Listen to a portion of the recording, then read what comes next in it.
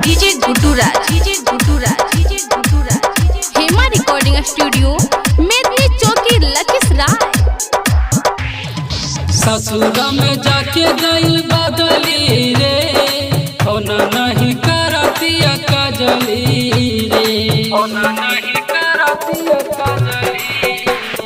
ससुरा में जाके गइल बदली रे होना नहीं करतिया कजली रे। चुप चोर जाके शादी रचा के चल गइल बिया दोसर नगरी रे। ससुरा में जाके गइल बदली रे होना नहीं करतिया कजली रे। डीजे गुड्डू राज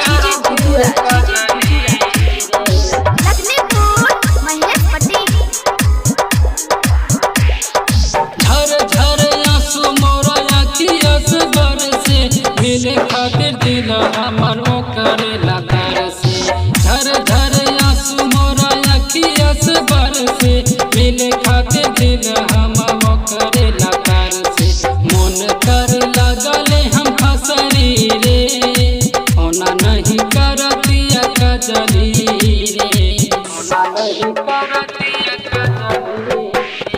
ससुरा में जाके गइल बदली रे होना नहीं करतिया कजली रे।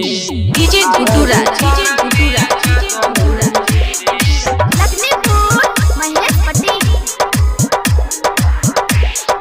राजीव रोशन संग गइल बिया घटिया सारो जैसा कति के सच रहे बतिया।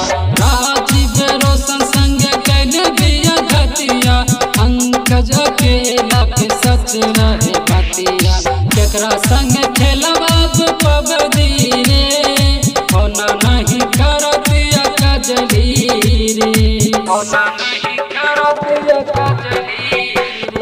ससुरा में जाके गइल बदली रे होना नहीं करतिया कजली रे। हेमा रिकॉर्डिंग स्टूडियो मेदनी चौकी लखीसराय।